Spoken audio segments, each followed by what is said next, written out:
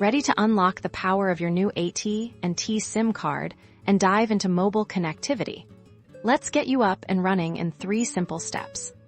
First things first, locate your SIM card tray on your smartphone. This is usually on the side of your device. You might need a small SIM ejector tool or even a straightened paperclip to gently push into the tiny hole next to the tray once the tray pops out.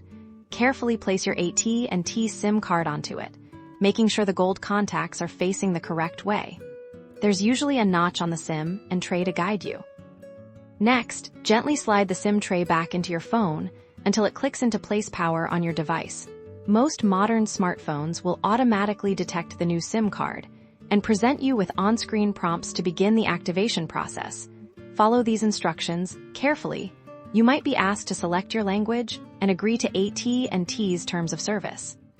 For some devices or plans, you may need to visit a specific AT&T activation website. Your SIM card packaging or your device's initial setup should guide you to the correct URL here. You'll typically enter your SIM card's serial number, which is also printed on the card itself, and any other requested information. Once submitted, the system will process your activation, which can take a few minutes. And that's it.